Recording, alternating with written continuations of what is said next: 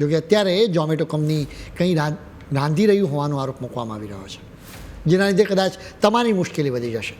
જેમ કે તમને ફોન પર અનેક મેસેજ મળવાનું શરૂ થઈ શકે છે, જેમ કે અમારો કોડ XX યુઝ કરો અને તમારી ફેવરિટ ડિશ પર 200 રૂપિયાનું ડિસ્કાઉન્ટ મેળવો.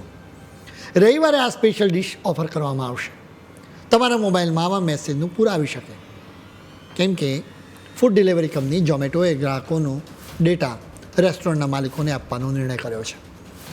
ઝોમેટો જેવી કંપનીઓ અને રેસ્ટોરન્ટ ઉદ્યોગ વચ્ચેની વર્ષોથી ચાલી રહેલી લડતના લીધે જ આવો નિર્ણય લેવામાં આવ્યો છે.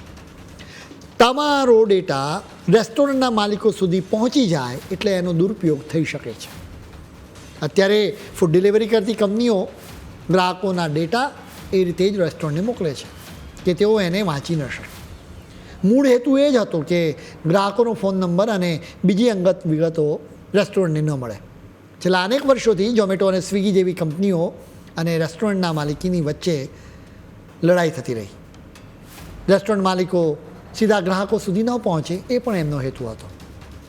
રેસ્ટોરન્ટના માલિકોએ નક્કી કર્યું કે ઝોમેટો અને સ્વિગી સામે ફાઇટ આપવી જોઈએ.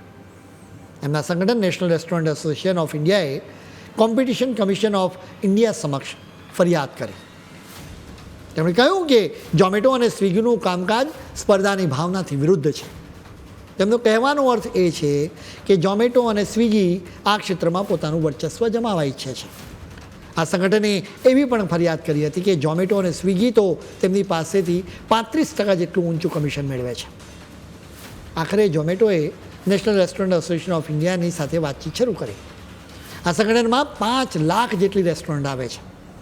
ઝોમેટોએ કહ્યું કે હું ગ્રાહકોનો ડેટા તમને આપીશ.